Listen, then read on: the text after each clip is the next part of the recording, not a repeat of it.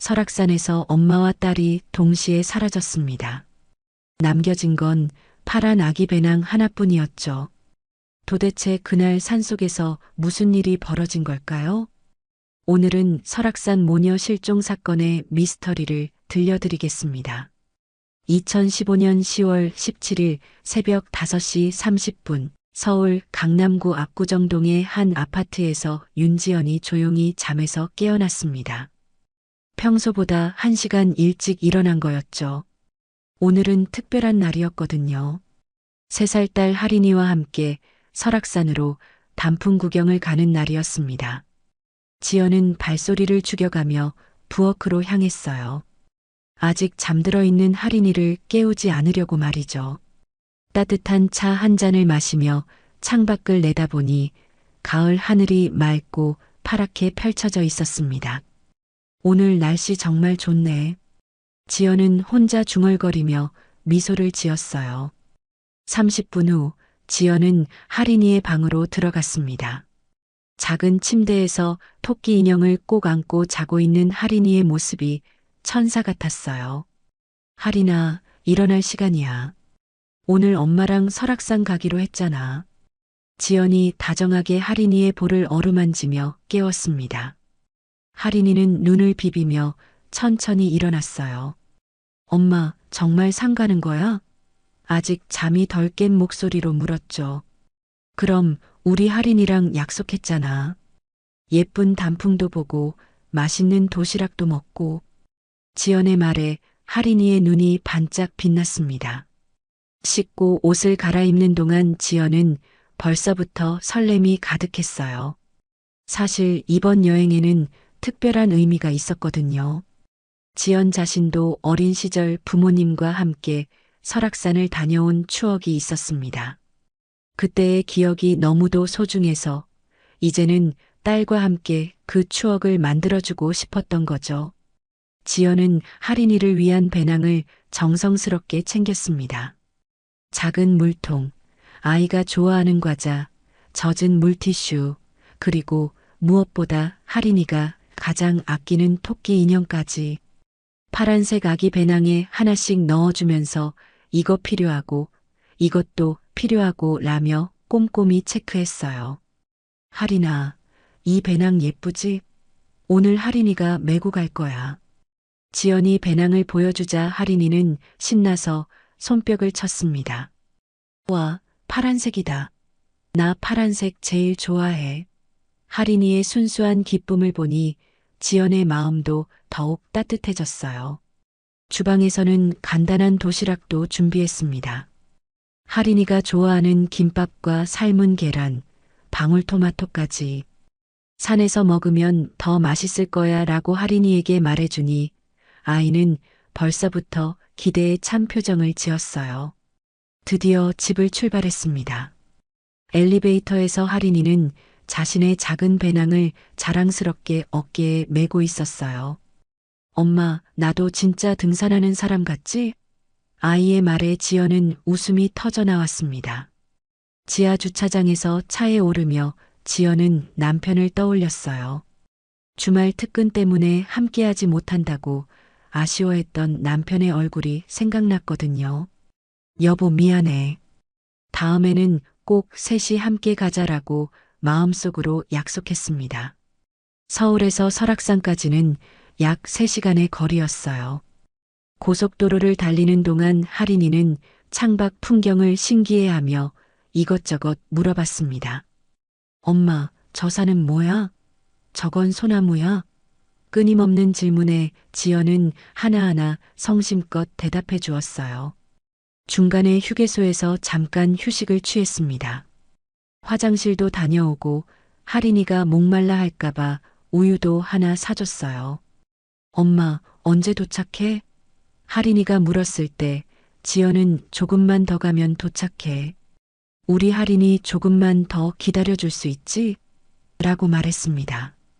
오전 10시 드디어 설악산 국립공원 백담사 입구에 도착했어요. 주차장에 차를 세우고 문을 열자마자 시원한 가을 바람이 얼굴을 스쳐갔습니다. 와, 공기가 달라. 하린이가 깊게 숨을 들이마시며 소리쳤어요. 주차장에서 내려다본 설악산의 풍경은 정말 장관이었습니다. 온 산이 붉은색, 노란색, 주황색으로 물들어 있었거든요. 마치 거대한 팔레트에 물감을 쏟아놓은 것 같았어요. 지연은 순간 숨이 멎을 것 같았습니다. 정말 아름답다. 하린이에게 작은 등산화를 신겨주고 파란 배낭을 메어 주었어요. 아이는 자신만의 장비를 갖춘 것이 너무 자랑스러운 듯 어깨를 으쓱으쓱 올리며 웃었습니다. 엄마, 나 진짜 등산가 같지? 그 모습이 너무 사랑스러워서 지연은 휴대폰을 꺼내 사진을 찰칵 찍었어요. 본격적인 단풍 산행이 시작되었습니다. 백담사로 향하는 길은 완만한 오르막으로 3살 하린이도 충분히 걸을 수 있는 코스였어요. 지연은 하린이의 작은 손을 꼭 잡고 천천히 걸음을 옮겼습니다. 첫 번째 단풍나무 아래를 지나갈 때 바람에 흔들린 단풍잎 하나가 하린이의 코끝에 살포시 떨어졌어요. 엄마, 나뭇잎이 나한테 인사했어. 하린이가 깔깔거리며 웃었습니다. 그 순간 지연은 가슴이 뭉클해졌어요. 이런 순간들이야말로 진짜 행복이라는 생각이 들었거든요. 오후 2시 백담사 경내에서 지연과 하린이는 마지막 사진을 찍고 있었습니다. 고즈넉한 사찰 뒤편으로 보이는 단풍숲이 마치 한 폭의 그림 같았어요.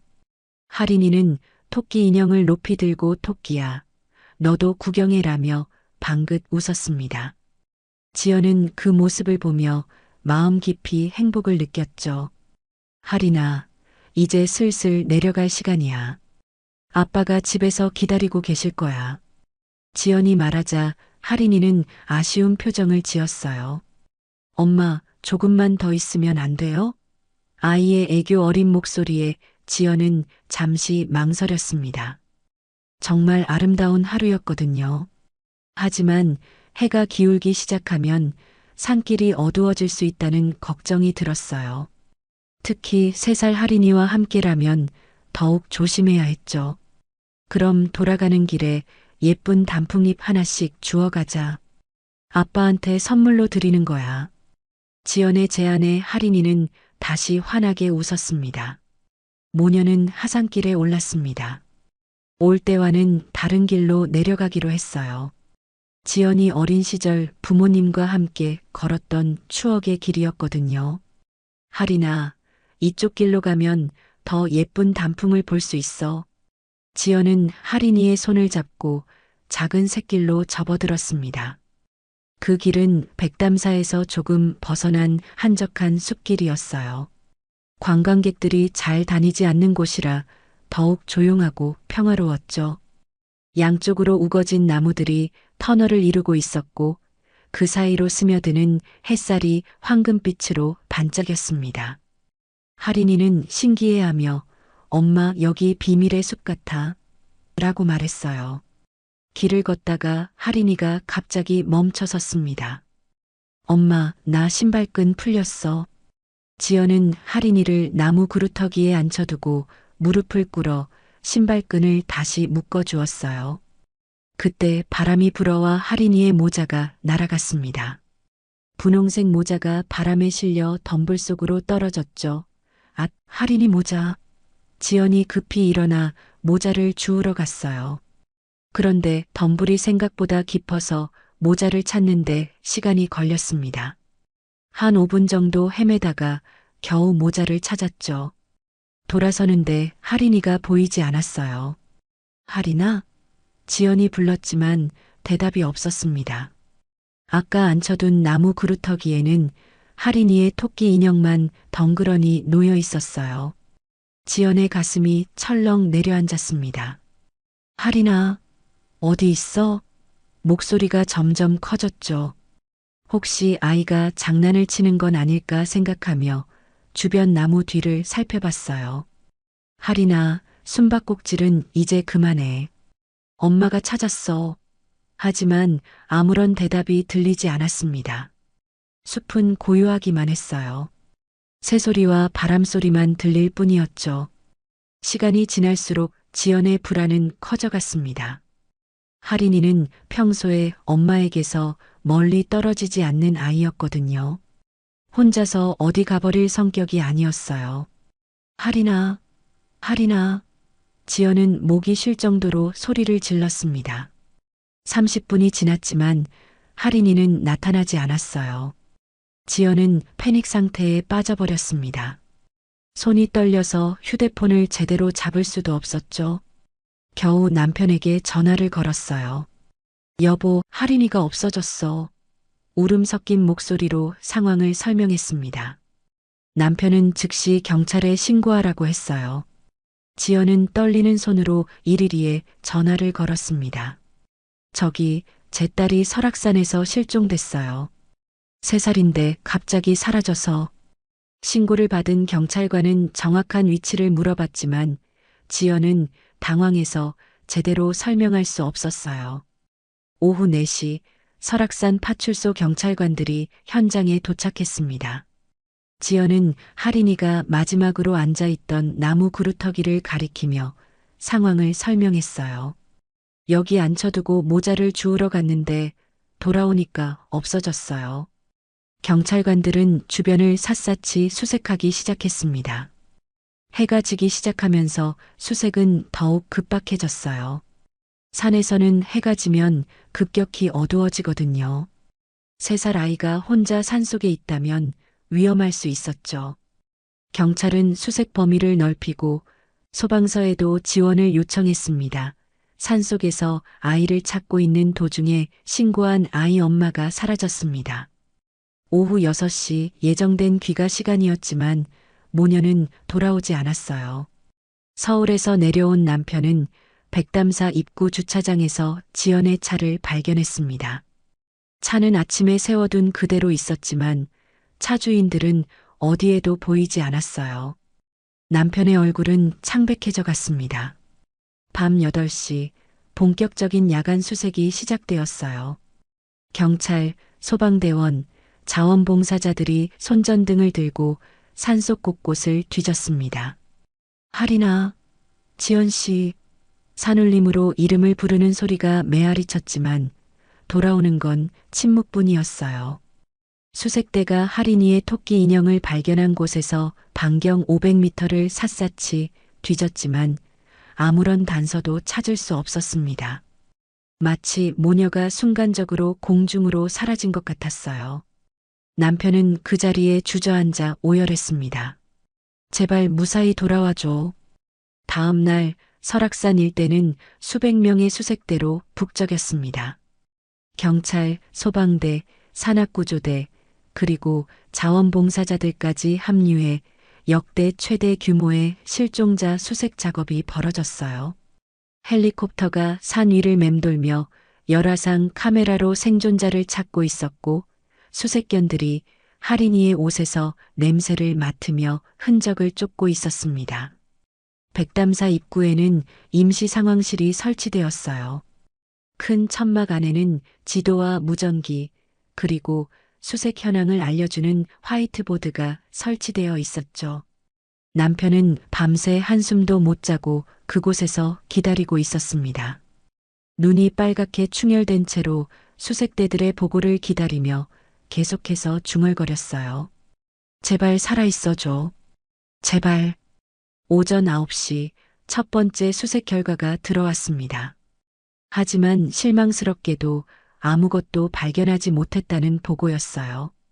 반경 1km 내에서 모녀의 흔적은 토끼 인형이 전부였습니다. 수색대장은 고개를 저으며 말했어요. 이상합니다. 3살 아이라면 그리 멀리 갈 수 없을 텐데. 그때 백담사의 늙은 스님 한 분이 상황실로 찾아왔습니다. 법명이 해광 스님이었는데 이 산에서 40년 넘게 지내온 분이었어요. 실종된 곳이 어디라고 했습니까? 스님이 물어보자 경찰관이 지도 위의 지점을 가리켰습니다.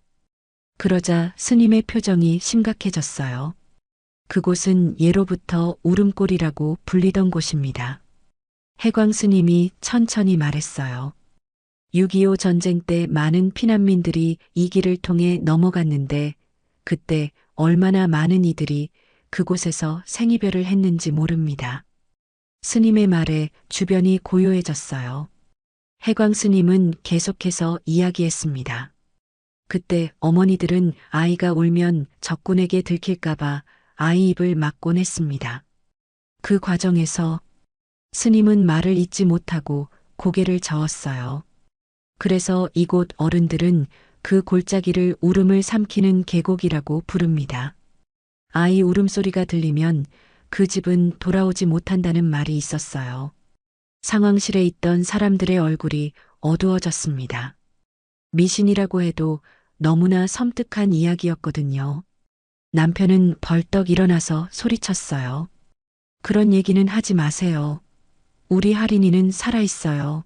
하지만 목소리는 떨리고 있었습니다. 오후 1시 언론사 기자들이 몰려들기 시작했어요. 설악산 모녀 실종 사건이 전국적으로 보도되면서 사람들의 관심이 집중되었거든요. 기자들은 남편을 인터뷰하려 했지만 남편은 제발 내버려 두세요. 지금은 찾는 것만 생각하고 싶어요. 라고 간청했습니다. 수색 이틀째 새로운 단서가 나타났어요. 백담사에서 500m 떨어진 계곡 근처에서 작은 과자 포장지가 발견된 거였습니다. 지연이 할인이를 위해 준비했던 그 과자 포장지와 똑같았어요. 수색대는 즉시 그 지점을 중심으로 수색 범위를 좁혔습니다. 하지만 그 계곡은 지형이 매우 험했어요. 깊은 바위 틈과 우거진 덤불, 그리고 곳곳에 있는 동굴들 때문에 수색이 쉽지 않았습니다. 더욱이 오래된 낙석으로 인해 위험한 구간도 많았어요. 수색대원들은 로프를 메고 한 걸음씩 조심스럽게 내려가야 했습니다. 그날 저녁 마을에 또 다른 노인이 찾아왔어요. 올해 85세인 김씨 할아버지였는데 평생을 설악산 근처에서 살아온 분이었습니다. 내가 어릴 적에 들은 얘기가 있소. 할아버지가 떨리는 목소리로 말했어요. 그 울음골에는 옛날부터 이상한 일이 많았소. 김씨 할아버지는 60년 전 자신이 직접 겪은 일을 들려주었습니다. 내가 15살 때였소. 친구와 함께 그 골짜기에서 나무를 캐고 있었는데 갑자기 아이 우는 소리가 들렸소. 그런데 아무리 찾아도 아이는 보이지 않더라고. 나중에 알고 보니 그날 마을에서 아이 하나가 사라졌다는 소식이 있었소. 할아버지의 이야기는 계속되었어요. 그때부터 마을 사람들은 그곳을 피하게 되었소. 특히 어린아이를 데리고는 절대 가지 말라고 했지. 그곳에는 뭔가 사람을 홀리는 기운이 있다고 했소. 이런 이야기들이 하나둘씩 전해지면서 수색대원들 사이에서도 불안한 기운이 감돌았습니다.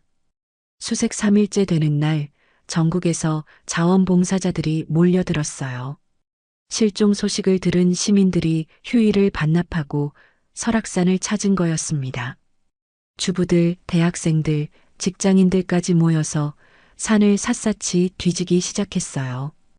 그 모습을 보며 남편은 눈물을 흘렸습니다. 정말 고맙습니다. 이렇게 도와주셔서. 하지만 시간이 지날수록 희망은 점점 사라져갔어요. 수색 범위는 반경 5km까지 확대되었지만 여전히 단서다운 단서는 나오지 않았거든요. 과자 포장지 하나가 전부였습니다. 마치 모녀가 지구상에서 완전히 사라진 것 같았어요.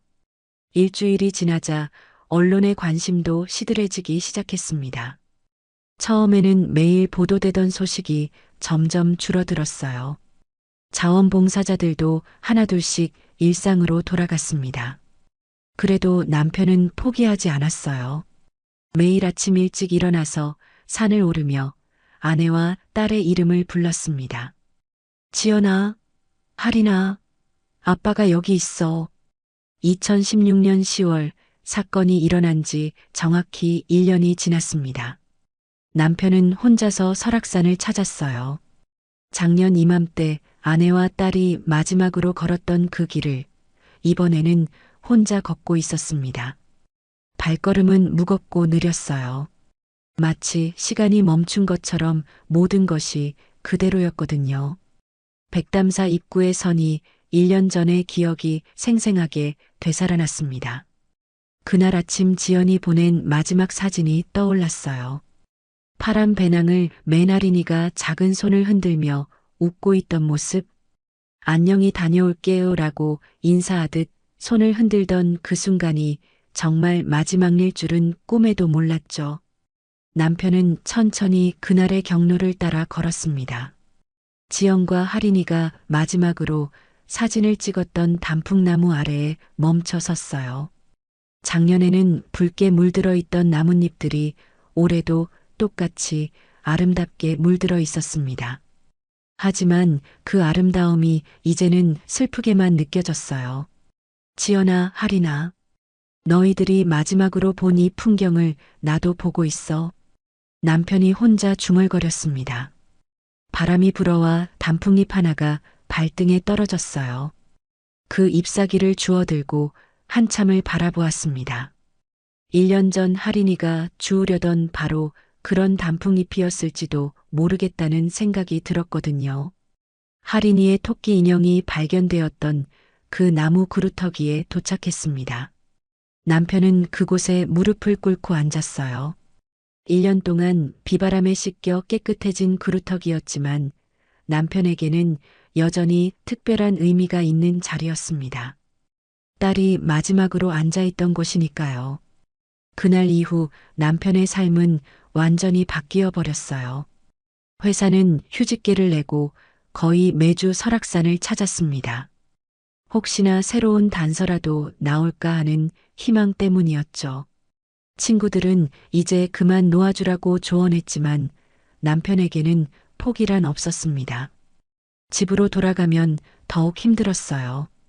하린이의 방은 그대로 두었습니다.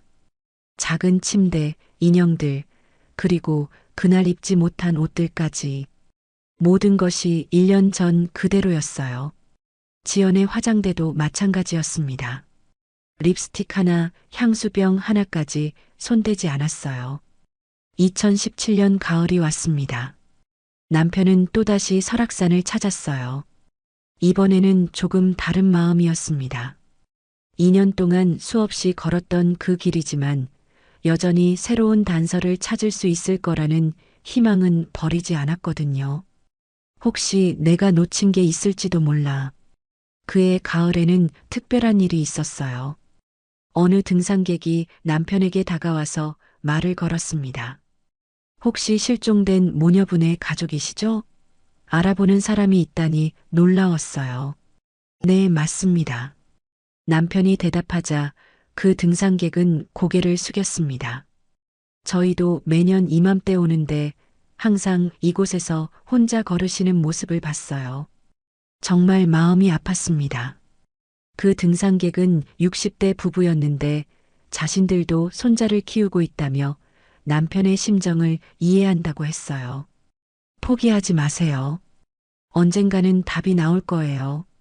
남편은 그들의 위로에 감동받았습니다. 2년 동안 혼자 감당해온 아픔을 누군가 이해해준다는 사실만으로도 큰 힘이 되었어요. 고맙습니다. 정말 고맙습니다. 남편은 눈물을 참으며 인사했습니다. 2018년, 2019년. 해가 거듭될수록 주변 사람들의 반응은 달라져 갔어요. 처음에는 동정과 격려를 보내던 사람들이 이제는 걱정 섞인 시선으로 바라보기 시작했거든요. 너무 집착하는 거 아니야? 이제 새 출발을 해야 하는 거 아닐까? 그런 말들이 남편에게는 상처가 되었습니다.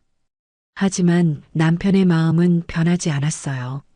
매년 10월 17일만 되면 반드시 설악산을 찾았습니다. 그날은 지연과 하린이가 마지막으로 함께했던 날이니까요. 내가 기억해야 해. 내가 그들을 잊지 않아야 해. 그것이 남편의 신념이었습니다. 어느 해는 눈이 일찍 와서 산길이 위험했어요. 어느 해는 태풍이 와서 등산로가 통제되기도 했죠. 하지만 남편은 포기하지 않았습니다.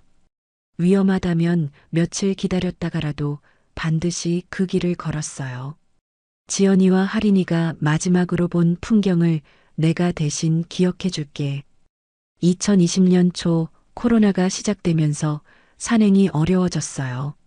국립공원이 폐쇄되기도 했고 외출 자체가 조심스러운 상황이었거든요. 남편은 집에서 사진을 보며 그들을 그리워했습니다. 지연과 하린이가 찍었던 마지막 사진들을 하나씩 넘겨보며 시간을 보냈어요. 그의 여름 기록적인 폭우가 전국을 강타했습니다. 설악산도 예외가 아니었어요. 며칠 동안 쏟아진 비로 인해 산의 지형이 바뀔 정도였습니다. 남편은 뉴스를 보며 걱정했어요. 혹시 그들의 흔적마저 사라지는 건 아닐까? 불안한 마음이 들었거든요. 장마가 끝나고 나서 남편은 다시 설악산을 찾았습니다. 5년 만에 처음으로 10월이 아닌 다른 계절에 간 거였어요. 산의 모습은 많이 달라져 있었습니다. 폭우로 인해 새로운 계곡이 생기고 기존의 길이 바뀌기도 했어요. 그런데 그때 남편은 알지 못했습니다. 그 폭우가 5년 동안 숨겨져 있던 진실의 단서를 드러내게 될 거라는 사실을. 2020년 8월 15일 장마가 끝나고 일주일이 지난 뒤였습니다. 부산에서 온 등산 동호회 산사랑 회원들이 설악산 백담사 코스로 산행을 나왔어요. 코로나로 오랫동안 못했던 등산이라 모두들 들뜬 마음이었죠. 하지만 폭우의 흔적은 곳곳에 남아 있었습니다. 동호회 회장인 김정수 씨가 앞장서서 길을 안내하고 있었어요. 조심하세요. 여기 길이 많이 바뀌었네요. 평소 자주 다니던 길이었지만 폭우 후의 모습은 완전히 달랐거든요.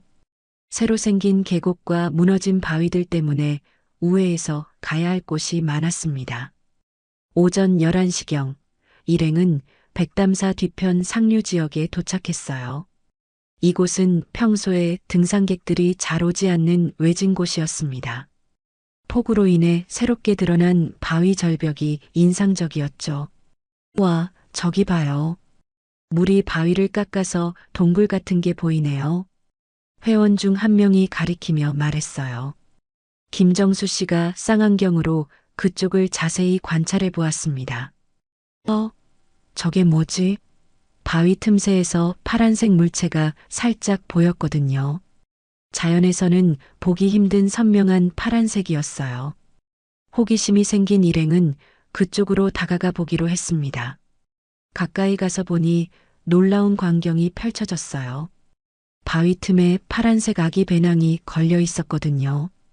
폭우로 인해 상류에서 떠내려온 것 같았는데 신기하게도 배낭 상태가 생각보다 양호했어요. 이거 누가 떨어뜨린 건가? 회원들이 수군거렸습니다.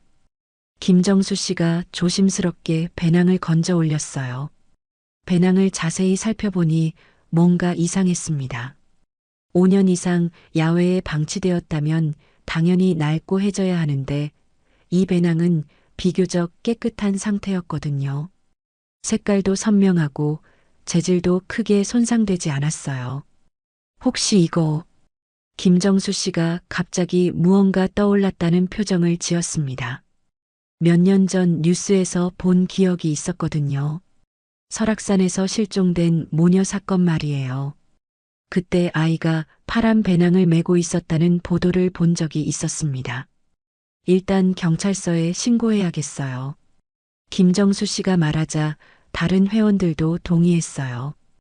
혹시 모르니까 배낭을 함부로 만지지 말고 사진부터 찍어두자고 했습니다. 발견 당시의 상황을 정확히 기록해두는 것이 중요하다고 생각했거든요. 오후 1시 설악산 파출소에 신고가 접수되었습니다. 파란 아기 배낭을 발견했다고요? 담당 경사는 즉시 긴장했어요. 설악산 모녀 실종 사건은 아직도 미제 사건으로 남아 있었거든요. 5년이 지났지만 정기적으로 제보가 들어오곤 했는데 대부분은 헛된 희망이었어요. 하지만 이번은 달랐습니다. 발견자들이 보낸 사진을 보니 예사롭지 않았거든요. 경찰은 즉시 과학수사팀과 함께 현장으로 출동했어요. 김정수 씨 일행은 발견 장소를 정확히 안내해 주었습니다. 현장에 도착한 수사팀은 배낭 주변을 꼼꼼히 조사했어요. 주변 토양 샘플도 채취하고 배낭이 걸려있던 바위의 상태도 자세히 살펴보았습니다. 가장 중요한 건 이 배낭이 언제부터 이곳에 있었느냐는 것이었거든요. 국립과학수사연구원으로 보내진 배낭에 대한 정밀 분석이 시작되었습니다. 일주일 후 나온 결과는 충격적이었어요. 이 배낭은 최근까지 야외에 노출되어 있지 않았습니다. 과학수사관의 설명이었죠. 자외선 손상이나 풍화 흔적이 거의 없어요. 더 자세한 분석 결과가 나왔습니다. 배낭에서 검출된 흙과 이끼의 성분을 보면 이것이 장기간 은폐된 공간에 있었다는 증거들이 나타났거든요. 이 배낭은 동굴이나 바위 틈 같은 곳에 보관되어 있다가 최근 폭우로 인해 밖으로 흘러나온 것으로 추정됩니다. 남편에게 연락이 왔을 때는 밤 10시였어요. 배낭을 찾았다고요? 5년 만에 듣는 소식이었습니다. 남편은 즉시 설악산으로 향했어요. 밤을 새워 운전해서 새벽에 도착했죠. 경찰서에서 배낭을 확인하는 순간 남편은 오열했습니다. 맞아요. 이게 할인이 배낭이에요. 파란색 아기 배낭 옆면에 붙어 있는 토끼 스티커, 심지어 배낭 안쪽에 적어둔 할인이 이름까지 모든 것이 기억 그대로였어요. 5년 동안 찾아 헤맸던 그 배낭이었습니다. 배낭 안에서는 놀라운 물건들이 나왔어요. 할인이가 가져갔던 작은 물통, 다 먹지 못한 과자, 그리고 젖은 물티슈까지 모든 것이 5년 전 그 상태 그대로 보존되어 있었거든요. 마치 시간이 멈춘 것 같았어요.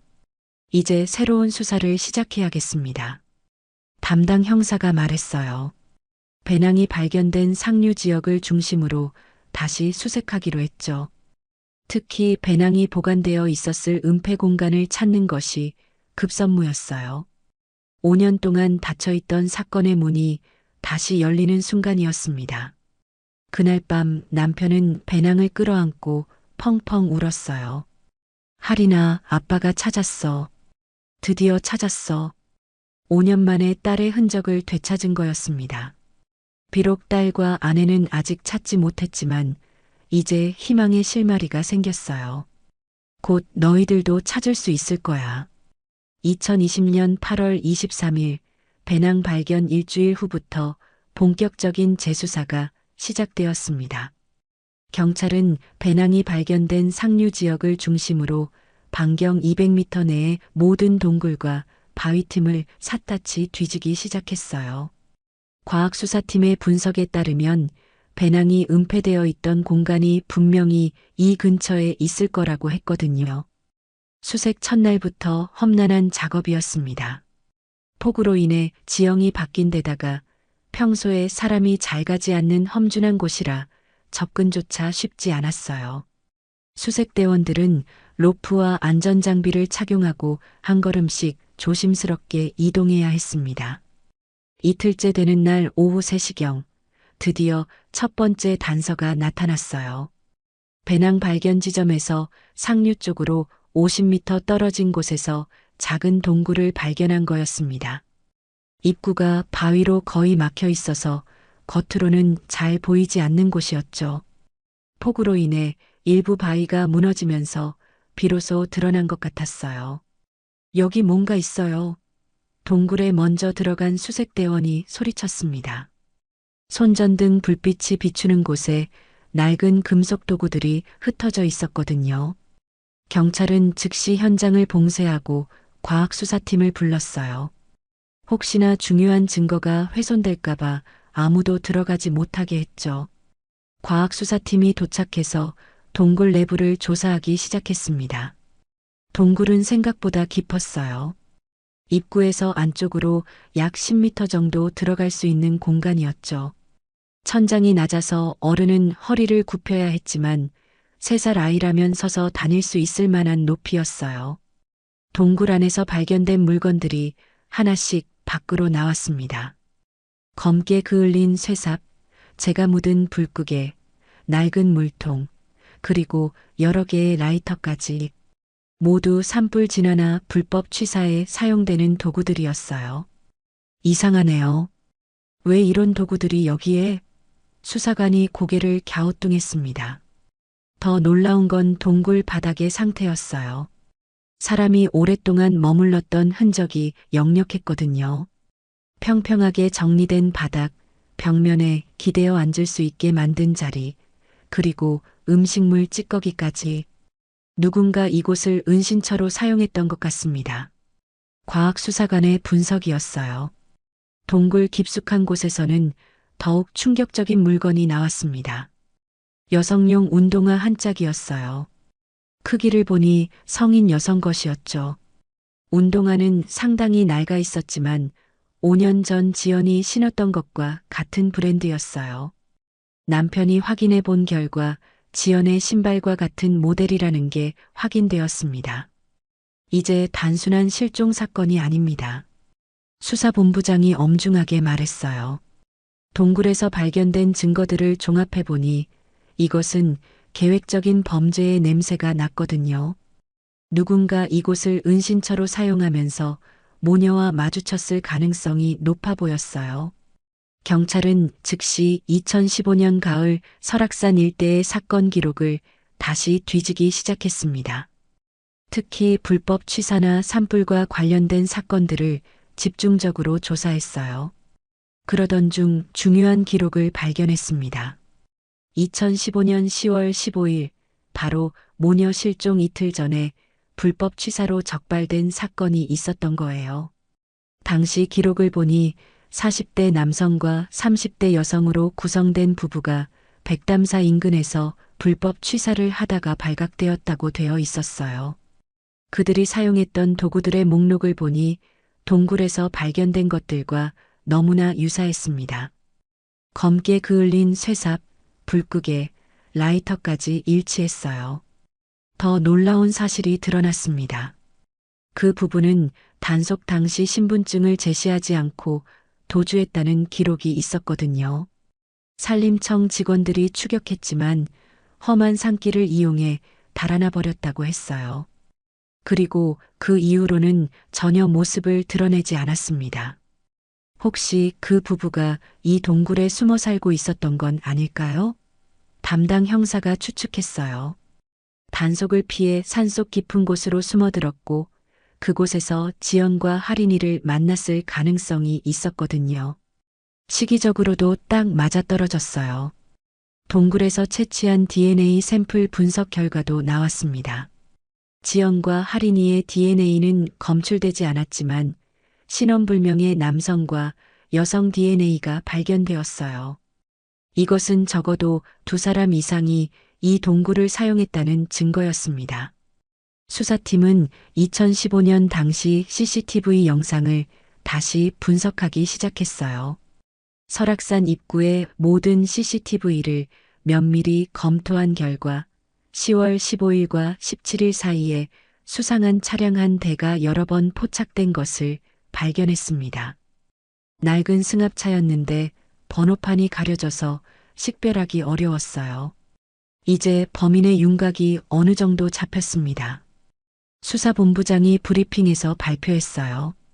불법 취사로 단속을 피해 도주한 부부가 동굴에 숨어 살면서 모녀와 마주쳤고 그 과정에서 사건이 발생했을 가능성이 높습니다. 5년 만에 사건의 실체가 서서히 드러나기 시작한 거였어요.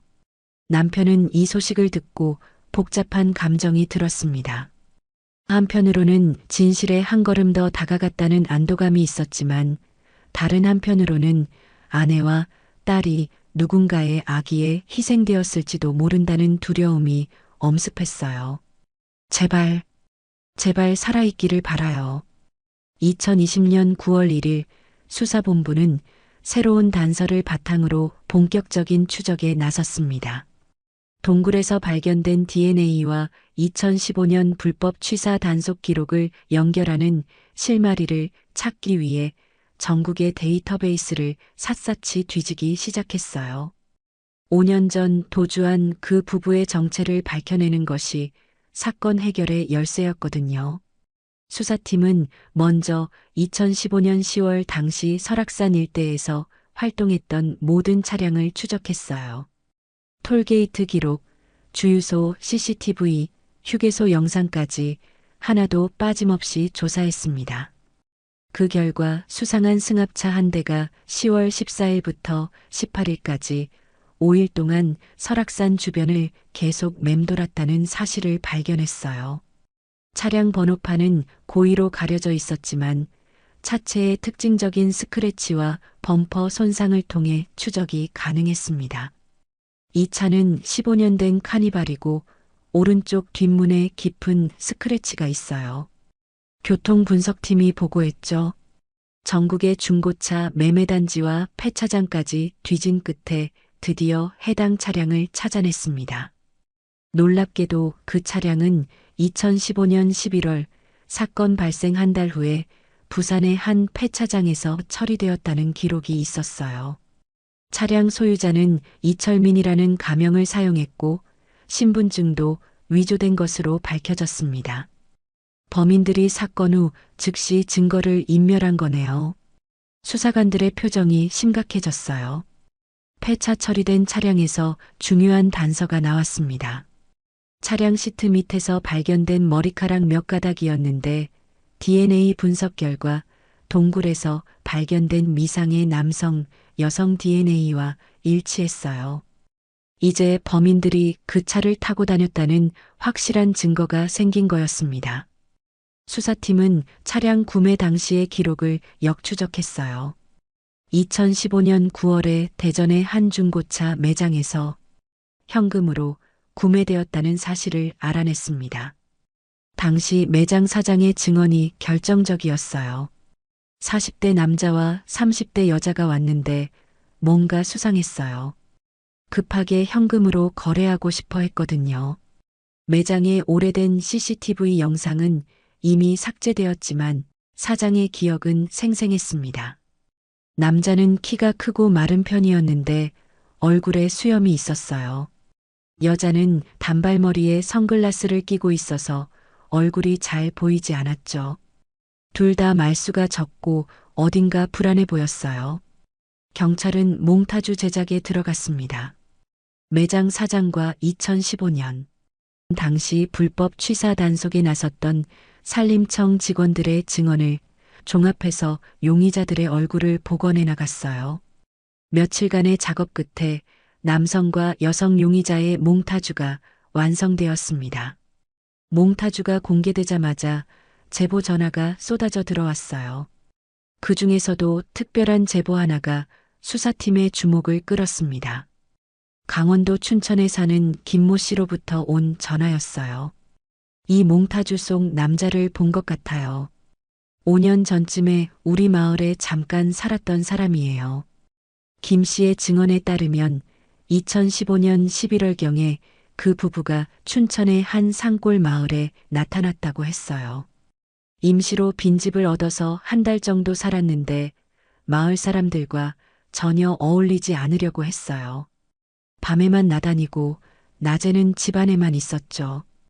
더욱 충격적인 것은 그들이 마을을 떠날 때의 상황이었습니다. 어느 날 갑자기 짐을 모두 태워버리고 사라졌어요. 뒷마당에서 옷가지며 가방이며 모든 걸 불에 태웠죠. 너무 이상해서 지금도 기억에 남아 있어요. 김 씨가 증언했습니다. 경찰은 즉시 춘천으로 향했어요. 5년이 지났지만 그들이 머물렀던 빈집은 아직 그대로 있었습니다. 마당을 파보니 정말로 탄재들이 나왔어요. 과학수사팀이 분석한 결과 의류 섬유와 가죽 제품의 잔해가 확인되었습니다. 재 속에서 놀라운 물건이 하나 발견되었어요. 완전히 타지 않고 남은 작은 금속 조각이었는데 자세히 보니 아이용 신발의 장식품이었습니다. 할인이가 그날 신었던 운동화에 달려있던 것과 똑같은 모양이었어요. 남편이 확인해 본 결과 틀림없었습니다. 이제 확실해졌습니다. 수사본부장이 무거운 목소리로 말했어요. 이 부부가 모녀와 관련된 물건들을 태워서 증거를 인멸했다는 게 분명해 보입니다.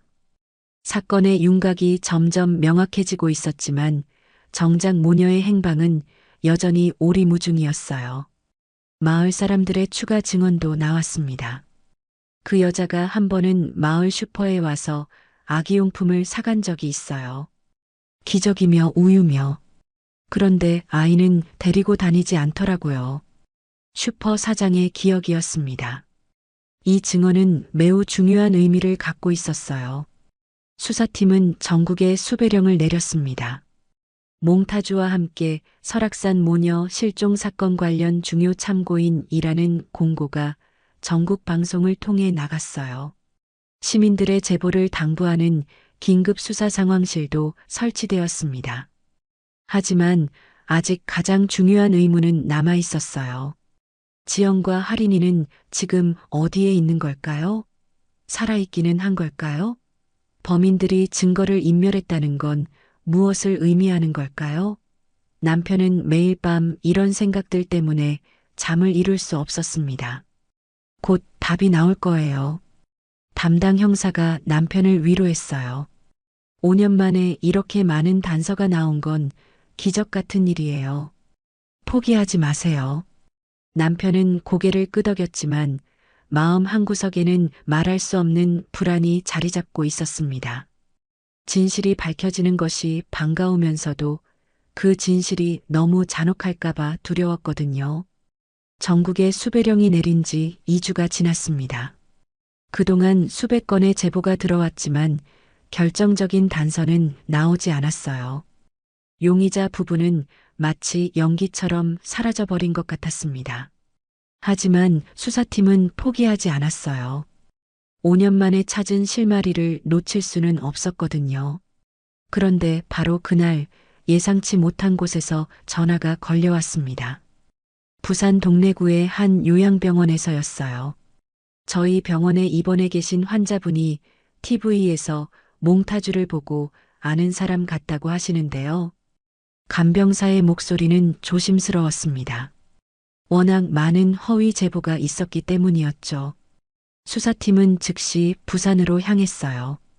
제보자는 85세의 박영수 할아버지였는데 치매 초기 증상이 있어서 증언의 신빙성이 의심스러웠습니다. 하지만 할아버지의 말은 놀라울 정도로 구체적이었어요. 그 남자, 내 아들이야. 정말 내 아들이라고. 박 할아버지의 말에 따르면 몽타주 속 남성은 자신의 둘째 아들 박성호라는 사람이었어요. 20년 전에 가족과 연을 끊고 떠나버린 아들이었죠. 성호는 어릴 때부터 말썽만 피웠어. 중학교 때부터 가출하고 고등학교는 아예 안 갔지. 20살 되던 해에 집을 나가더니 소식이 끊겼어. 간병사가 보충 설명을 해주었습니다. 할아버지가 평소에도 그 아들 얘기를 자주 하세요. 그런데 오늘 TV를 보시더니 갑자기 우시면서 내 아들이 나쁜 짓을 했구나라고 하시더라고요. 치매가 있어도 가족에 대한 기억만큼은 선명한 경우가 많았어요. 경찰은 박성호라는 이름으로 전국 데이터베이스를 검색했습니다. 그 결과 1975년생 박성호가 실제로 존재한다는 걸 확인했어요. 하지만 2000년 이후로는 어떤 공식 기록도 남아있지 않았습니다. 범죄 기록이나 민원 기록도 전혀 없었어요. 완전히 사회에서 사라진 사람이네요. 수사관이 중얼거렸어요. 이런 경우가 가장 추적하기 어려웠거든요. 신용카드도 쓰지 않고 휴대폰도 개통하지 않으며 정식 직장도 갖지 않고 살아가는 사람들. 현금으로만 생활하며 그림자처럼 살아가는 이들을 찾기란 쉽지 않았어요. 하지만 수사팀은 다른 각도로 접근해 봤습니다. 박성호와 함께 다녔던 여성의 정체를 파악하는 거였어요. 춘천 마을 사람들의 증언을 다시 종합해 보니 그 여성에 대한 단서들이 하나씩 나타났습니다. 키가 작고 말수가 적었어요. 그런데 손톱을 보니 네일 아트를 한 적이 있는 것 같더라고요. 이 단서를 바탕으로 2015년 당시 강원도 일대의 네일샵들을 조사했어요. 몇 군데를 돌아본 끝에 춘천의 한 네일샵에서 중요한 증언을 얻었습니다. 아, 그 여자 기억해요. 11월쯤에 와서 네일을 지우고 싶다고 했어요. 급하게 다 떼어달라고 하더라고요. 네일샵 사장의 기억이 되살아났어요. 보통은 새로 받으러 오는데 그 여자는 완전히 지워달라고 했어요. 뭔가 급한 사정이 있어 보였어요. 그런데 네일을 떼다 보니 손가락에 상처가 있더라고요. 긁힌 자국이나 베인 자국 같은 게 더욱 중요한 정보가 나왔습니다. 그 여자가 계산할 때 지갑에서 신분증이 살짝 보였는데 이름이 뭐였더라? 아, 정미선이었던 것 같아요. 네일샵 사장이 기억을 더듬어 말했어요. 수사팀은 즉시 정미선이라는 이름으로 검색에 들어갔습니다. 전국에 정미선이라는 이름을 가진 사람은 수천 명이었어요. 하지만 나이와 신체 조건을 고려해서 범위를 좁혀나갔습니다. 그 중에서도 2000년대 이후 행적이 불분명한 사람들을 추려내니 후보가 10명 정도로 줄어들었어요. 마침내 결정적인 단서가 나타났습니다. 1980년생 정미선이라는 여성이 2014년부터 행방불명 상태라는 기록이 발견된 거예요. 그녀의 가족이 실종 신고를 냈지만 성인의 가출로 처리되어 수사가 제대로 이뤄지지 않았던 경우였습니다. 정미선의 가족을 찾아가 몽타주를 보여주자 깜짝 놀랐어요. 맞아요. 우리 미선이에요. 어머니가 울면서 말했습니다. 6년 전에 집을 나간 뒤로 연락이 끊겼는데 나쁜 남자를 만났나 싶어 걱정만 했어요. 가족의 증언에 따르면 정미선은 평소 순하고 내향적인 성격이었다고 해요. 원래 그런 일을 할 아이가 아니에요. 분명히 누군가에게 이용당한 거예요. 어머니의 말에서 절절한 안타까움이 묻어났습니다. 박성호라는 남자가 순진한 정미선을 이용했을 가능성이 높아 보였어요.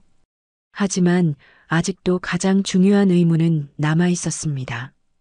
지연과 할인이는 어디에 있을까요? 경찰은 용의자들을 찾기 위한 수사를 계속했지만 이미 5년이라는 시간이 흘렀어요. 단서들을 종합해보면 범죄가 일어났을 가능성이 높았지만 구체적인 진실은 여전히 베일에 쌓여 있었습니다. 남편은 매일 설악산을 찾아가 기도했어요. 지연아, 할인아, 진실이 밝혀지고 있어. 조금만 더 기다려줘. 5년 동안 한결같이 그들을 찾아 헤맨 남편의 모습에 많은 사람들이 감동받았습니다. 그의 사랑과 기다림은 시간이 지나도 변하지 않았거든요. 수사는 현재 진행형입니다. 박성우와 정미선에 대한 전국적인 수배가 계속되고 있어요. 언젠가는 반드시 진실이 밝혀질 거라는 희망을 모두가 품고 있습니다. 설악산은 여전히 침묵하고 있지만 그 침묵 속에서도 진실을 향한 발걸음은 멈추지 않고 있어요. 그리고 우리는 기억해야 합니다.